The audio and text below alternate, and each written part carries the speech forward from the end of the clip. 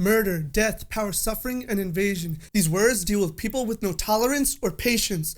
Like what Hitler did in World War II, all the chaos and panic that begins to ensue. Genocide is one serious issue.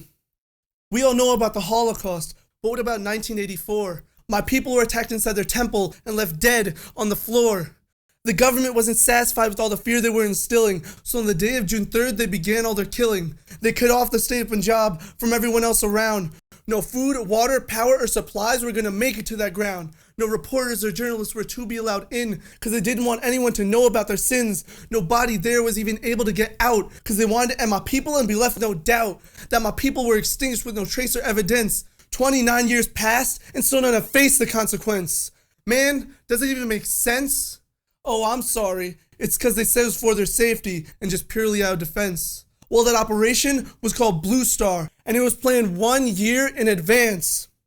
Yet they stick by their stance and they don't take the blame. They don't care about us and they don't feel ashamed, because to them, it's just a game. But to my people, it was injustice. And now we can't trust this government that watches over our people. They're supposed to keep us safe, but they're completely evil and they didn't see us as an equal. So they made a part 2. Check it out. Here's the sequel.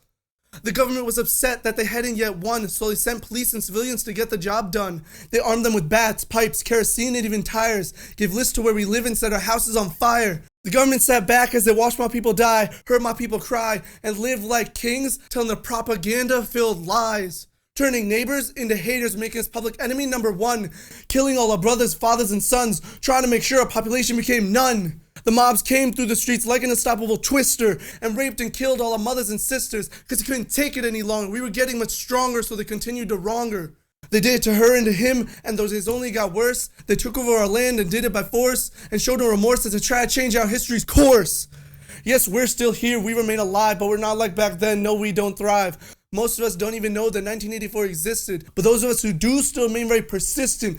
Listen, as I try to share the truth and attempt to educate, get justice for this travesty and rectify the hate. No, I ain't no saint, but I'm here to spread this message I have inside of my head. Now into yours I will embed, now my thoughts you have read, so there's nothing left to be said.